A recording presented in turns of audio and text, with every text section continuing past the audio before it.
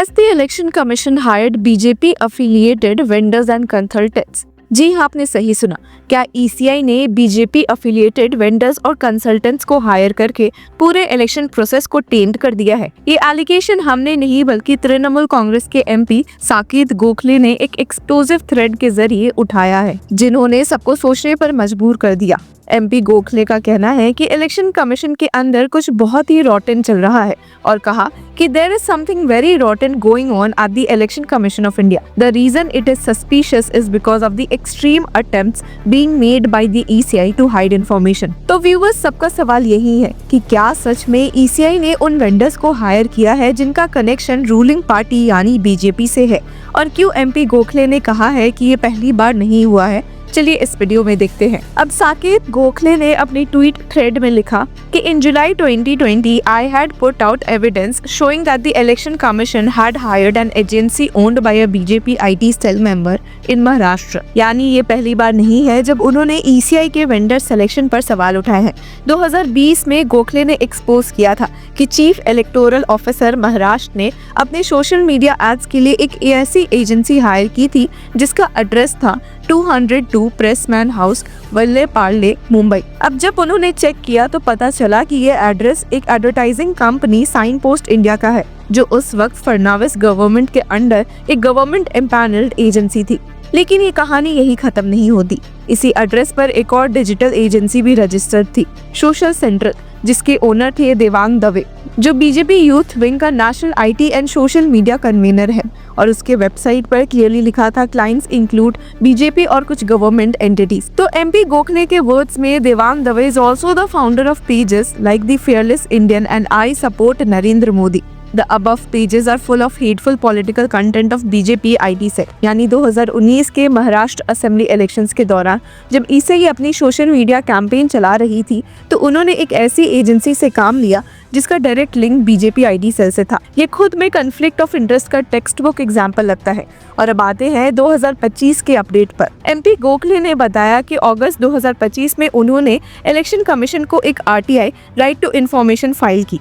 उन्होंने पहले पूछा कि पिछले 4 साल में ईसीआई ने किन वेंडर्स, एजेंसीज और कंसल्टेंट्स को हायर किया है और वो भी किस किस काम के लिए। उन्होंने रीजन भी समझाया कि ईसीआई इन वेंडर्स को हायर करती है कुछ क्रूशियल इलेक्शन रिलेटेड वर्क्स के लिए, जैसे एपिक वोटर आईडी कार्ड्स का क्रिएशन और printing, election forms, voter manuals और नोटिसेस का प्रिंटिंग, पोलिंग ड्यूटीज और डेटा एंट्री के लिए कॉन्ट्रैक्चुअल स्टाफ, इलेक्टोरल रोल्स का डिजिटाइजेशन और सॉफ्टवेयर सिस्टम्स जो इलेक्शन मैनेजमेंट और वोटर डेटाबेस हैंडल करते हैं। यानी ये वेंडर्स वो लोग हैं जिनके हाथ में कॉन्फिडेंशियल वोटर डेटा होता है। अगर उनका कनेक्शन किसी पॉलिटिकल पार्टी से हो तो डेटा मिसयूज का खतरा बढ़ जाता है, जैसे टारगेटेड कैंपेनिंग, माइक्रो इन्फ्लुएंसिंग या सिलेक्टिव वोटर आउटरीच। लेकिन सबसे शॉकिंग बात ये थी कि ईसीआई ने आरटीआई का जवाब देने से ही मना कर दिया। कहा कि the information is not in a compiled form and compiling it would disproportionately divert the resources of the ECI. तो एमपी गोखले ने इस रीजन को रिडिकुलस कहा।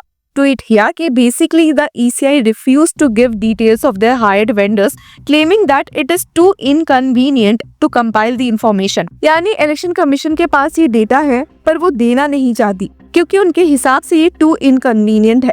पर जब बात ट्रांसपेरेंसी एंड पब्लिक ट्रस्ट की हो, क्या ऐसे एक्सक्यूज एक्सेप्टेबल है? अब एमपी गोखले ने अपने थ्रेड में लिखा कि पहली बार नहीं है जब ईसीआई ने इस तरह का एक्सक्यूज दिया हो। उन्होंने बताया कि 2003 में बिहार में एक एसआईआर स्पेशल इंक्वायरी रिपोर्ट के डॉक्यूमेंट्स मांगने पर भी ईसीआई ने ये कहा था, it is too inconvenient to compile. तो सवाल उठता है, आखिर ईसीआई इतना इन्फॉर्मेशन हाइड क्यों कर रही है? क्या ये कोइंसिडेंस है या कोई deliberate attempt to cover up something? MP Gokhale ने डायरेक्टली पूछा, why is the ECI hiding the details of the vendors hired by them? Who are these vendors and why is the ECI so scared of revealing this info? उन्होंने ये भी लिखा कि by hiding information, the conduct of the ECI raises serious questions over the integrity and fairness of our election process। और सच कहे तो ये सवाल बिल्कुल वैलिड लगता है। अगर इलेक्शन के ऑपरेशंस, वोटर रोल से लेकर आईडी कार्ड प्रिंटिंग टास्क किसी प्राइवेट वेंडर्स के हाथ में है तो उनके न्यूट्रलिटी पर भरोसा करना ज़रूरी है, और अगर उनका कनेक्शन किसी पॉलिटिकल पार्टी से निकले तो ये पूरे प्रोसेस को कॉम्प्रोमाइज़ कर सकता है। तो व्यूअर्स, क्या स्टिक्स हाई है? बिल्कुल। इंडिया जैसे डेमोक्रेसी में इलेक्शन कमीशन एक कॉन्स्टिट्यूशनल बॉडी है जिसे सब इम्पार्शियल मानते हैं। उसका काम है इंश्योर करना कि elections free, fair and transparent हो। लेकिन अगर उसी कमीशन के वेंडर सिलेक्शन पर शक हो तो पूरा सिस्टम पर शैडो पड़ जाता है। अब एमपी गोखले ने ये भी हाईलाइट किया था कि ईसीआई के वेंडर्स के पास जो डेटा होता है वो मिसयूज होने पर वोटर्स को डायरेक्टली इन्फ्लुएंस कर सकता है। कहा कि vendors hired by ECI have access to confidential data which can be used by a political party for targeting voters। तो सोचने वाली बात यह है कि अगर एक वेंडर जिसने बीजेपी के लिए काम किया है वही ईसीआई के लिए भी इलेक्शन ऑपरेशंस हैंडल कर रहा है तो क्या ये डेटा शेयरिंग का रिस्क नहीं है? और अगर ईसीआई ट्रांसपेरेंसी से इनकार कर रही है तो पब्लिक ट्रस्ट का क्या होगा? 2020 के एक्सपोजे के बाद से ईसीआई ने कभी ऑफिशियली क्लैरिफाई नहीं किया कि उन्होंने सोशल सेंट्रल जैसी एजेंसीज के साथ काम क्यों किया, ना उन्होंने उन वेंडर्स के नाम डिस्क्लोज किए जो इलेक्शन ऑपरेशंस के क्रिटिकल पार्ट्स हैंडल करते हैं। और अब जब 2025 में भी आरटीआई के थ्रू डिटेल्स मांगी गई तो फिर से वही excuse, not compiled, inconvenient to collect. यानी 4 साल बाद भी ट्रांसपेरेंसी का लेवल में कोई इम्प्रूवमेंट नहीं दिख रहा। अगर इलेक्शन कमीशन जैसे बॉडी पर लोगों का ट्रस्ट हिल गया तो डेमोक्रेसी का सबसे स्ट्रॉन्ग पिलर कमजोर पड़ जाएगा। इलेक्शन सिर्फ वोटिंग का प्रोसेस नहीं, एक सोशल कॉन्ट्रैक्ट है जहां हर सिटीजन बिलीव करता है कि सिस्टम न्यूट्रल है। ऐसे में अगर सस्पेशन बढ़ता है कि डेटा हैंडलिंग और वेंडर कॉन्ट्रैक्ट्स में बायस है तो पूरे प्रोसेस की क्रेडिबिलिटी पर सवाल उठता है और ये सिर्फ पॉलिटिकल पार्टीज का नहीं, पूरे देश के डेमोक्रेसी का इशू बन जाता है। तो एमपी गोखले के वर्ड्स में this is extremely suspicious and the ECI must come clean. उन्होंने डिमांड किया है कि इलेक्शन कमीशन पब्लिकली डिस्क्लोज करे कि किस किस वेंडर और कंसल्टेंट को उन्होंने हायर किया है और उनके अफिलिएशंस क्या है। अगर ईसीआई सच में इम्पार्शियल है तो ये इन्फॉर्मेशन देने में प्रॉब्लम नहीं होनी चाहिए। हर कॉन्स्टिट्यूशनल बॉडी का ड्यूटी होता है कि वो पब्लिक अकाउंटेबिलिटी मेंटेन करे और जब बात इलेक्शंस की हो जहां हर एक वोटर मैटर करता है तो सीक्रेसी का कोई जस्टिफिकेशन नहीं होता। डेमोक्रेसी तभी स्ट्रांग है जब इंस्टीट्यूशन ट्रांसपेरेंट एंड आंसरेबल हो। अगर वही इंस्टीट्यूशंस अपनी प्रोसेसेस को कवर करने लगेंगे तो पब्लिक ट्रस्ट खत्म हो जाता है। साकेत गोखले के एलिगेशंस एक वार्निंग की तरह है कि अगर हमने अब भी क्वेश्चंस नहीं पूछे तो कल शायद आंसर्स मिलना मुश्किल हो जाएगा।